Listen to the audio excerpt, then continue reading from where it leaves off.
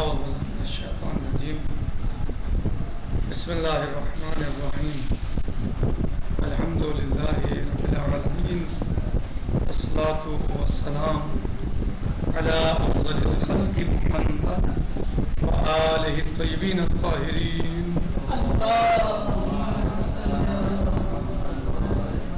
وعجل فرجهم. کتاب علوم علم حدیث میں آج ہم پہنچے ہیں قبولیت احادیث کی حیثیت پر. قبولیت احادیث کی حیثیت کے بارے میں آج ہمیں بیان کرنا اور پڑھنا ہے. اگر علم الحدیث کے مسائل پر ذرا بھی غور کیا جائے تو اس بات کا بخوبی اندازہ ہو جائے گا کہ اس علم کا سب سے بڑا اور سب سے اہم مسئلہ قبولیت احادیث کا ہے. اگر علم الحدیث کے مسائل پر ذرا بھی غور کر لیا جائے تو اس بات کا بخوبی اندازہ ہو جائے گا کہ اس علم کا سب سے بڑا اور سب سے اہم مسئلہ قبولیت حدیث کا ہے کہ اگر حدیث قابل قبول اور قابل عمل ہے تو اس کی کوئی اہمیت ہے ورنہ دیوار پر مار دے جانے کے قابل ہے. اگر حدیث قابل عمل ہے، قابل قبول ہے تو اس کی اہمیت ہے، اور اگر حدیث قابل اہمیت یعنی قبول نہیں ہے، قابل قبول نہیں ہے تو پھر اس کو دیوار پہ مار دیا جانا چاہیے. یعنی اس حدیث کی ویلیو نہیں ہے. کب ہے حدیث کی ویلیو؟ جب وہ قابل قبول ہو، قابل عمل ہو، اس وقت وہ اس کی حیثیت اور ویلیو ہے، ورنہ اس کی کوئی ویلیو اور حیثیت نہیں ہے. علماء اعلام نے اس سلسلے میں بڑی مفصل بحثیں کی ہیں. بزرگ علماء نے اس سلسلے میں بہت ساری بحثیں کی ہیں تفصیل کے ساتھ، اور موضوع کے تمام پہلوؤں کو اجاگر کیا ہے. لیکن اس مقام پر صرف دو نکات کی طرف اشارہ کیا جا رہا ہے. علماء اعلام نے اس سلسلے میں بڑی مفصل بحثیں کی ہیں اور موضوع کے تمام پہلوؤں کو اجاگر کیا ہے، لیکن اس مقام پر صرف دو نکات کی طرف اشارہ کیا جا رہا ہے. ایک مسئلہ اصل روایات و حدیث کے حجت ہونے کا ہے کہ اسلامی قوانین میں غیر یقینی روایات کی کوئی حیثیت ہے یا یہ روایات یکسر ناقابل عمل ہے. کیا کہا؟ ایک مسئلہ اصل روایات و حدیث کے حجت ہونے کا ہے کہ کیا روایات حجت ہیں یا حجت نہیں ہے. تو کہہ رہے ہیں کہ اسلامی قوانین میں غیر یقینی روایات کی کوئی حیثیت ہے یا یہ روایات اکثر یعنی ایک طرف سے بالکل ناقابل عمل ہے. اگر کوئی شخص اس بات کا قائل ہو گیا کہ غیر یقینی روایات کی کوئی گنجائش نہیں ہے تو اس کی نظر میں علم رجال اور علم درایت الحدیث دونوں بیکار ہیں. اگر کوئی شخص اس بات کا قائل ہو گیا، اس بات کا قائل ہو جائے، وہ یہ ماننے لگے کہ غیر یقینی روایات کی کوئی گنجائش نہیں ہے تو اس کی نظر میں علم رجال اور علم درایت الحدیث دونوں بیکار ہیں. ان سب کا تعلق عام طور پر غیر یقینی روایات ہی سے ہے، اسی کا علاج کرتی ہیں. یعنی روایات کے سلسلے میں علوم کے اکثر مباحث بالکل بیکار و غیر مفید ہیں.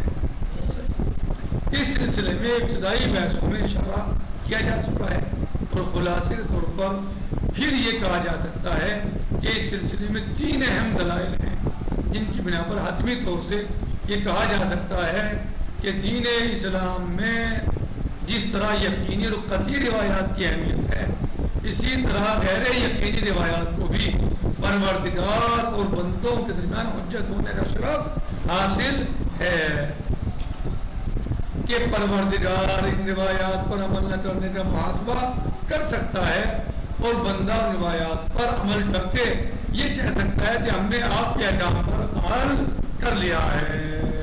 یعنی وہ بھی کبھی کبھی حجت بن سکتی ہیں کہیں نہ کہیں جا کے. ایسا نہیں ہے کہ جتنی روایات غیر یقینی ہیں آپ ان کو ایک طرف رکھ دیں کہ ان کا عمل نہیں ہوگا. اگر ایسا کر لیا تو بہت بڑا حصہ جو ہے وہ آپ کی فقہ کا بہت بڑا حصہ ایک طرف رکھ دیا جائے گا اور نتیجے میں آپ کی فقہ ناقص ہو جائے گی. لہذا ان کا بھی علاج کیا جائے گا اور ان کو بھی قابل عمل بنایا جا سکتا ہے. اصول اور ضوابط کے ذریعے.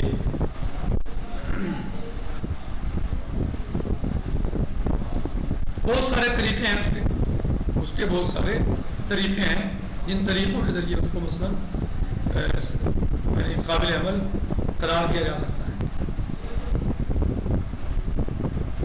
کہہ رہے ہیں ان دلائل کا خلاصہ یہ ہے کہ اولاً تو تمام عقلائے عالم اس بات پر متفق ہے کہ اگر کوئی معتبر شخص جس بات پر عام طور پر اعتبار کیا جا سکتا ہے کسی بات کی خبر دے، یعنی کوئی معتبر شخص ایسی بات کی خبر دے جس پر عام طور سے اطمینان ہو سکتا ہے، تو لوگ اس کی خبر پر بہرحال عمل درآمد کرتے ہیں، چاہے ذاتی طور پر کسی شخص کو یقین و اطمینان نہ ہو سکے. کہہ رہے ہیں کہ ان دلائل کا خلاصہ یہ ہے کہ اولاً تو تمام عقلاء عالم اس بات پر متفق ہیں کہ اگر کوئی معتبر شخص جس کی بات پر عام طور پر اعتبار کیا جا سکتا ہے کسی بات کی خبر دے تو لوگ اس کی خبر پر بہرحال عمل درآمد کرتے ہیں، چاہے ذاتی طور پر کسی شخص کو یقین و اطمینان نہ ہو سکے. دنیا کا سارا کاروبار اسی بنیاد پر چل رہا ہے، ورنہ آج کے دور میں یا کسی دور میں ایسے افراد کہاں تھے جن کی خبر سے انسان کو یقین پیدا ہو جائے اور وہ اس وقت تک عمل نہ کرے جب تک قطع یقین حاصل نہ ہو جائے. قطع یقین کی منزل بہت بڑی ہے.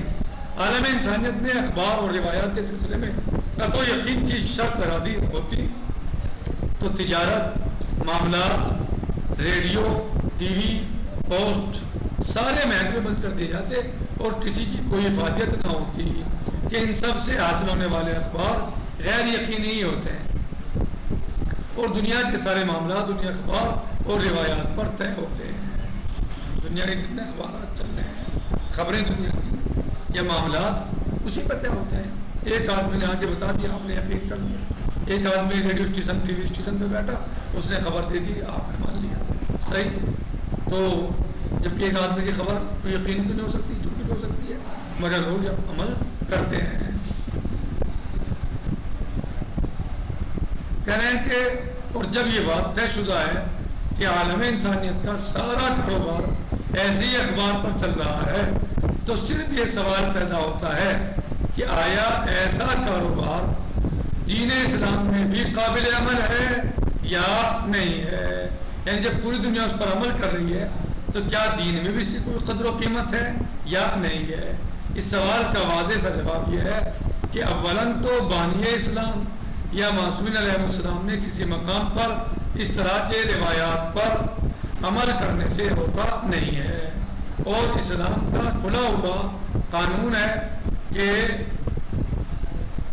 کیا قانون ہے کھلا ہوا اسلام کا کہ جب تک سماج کی کسی روایت کو ممنوع نہ قرار دے دیا جائے اس وقت تک وہ روایت قابل عمل ہے اور اسے مسترد نہیں قرار دیا جا سکتا ہے.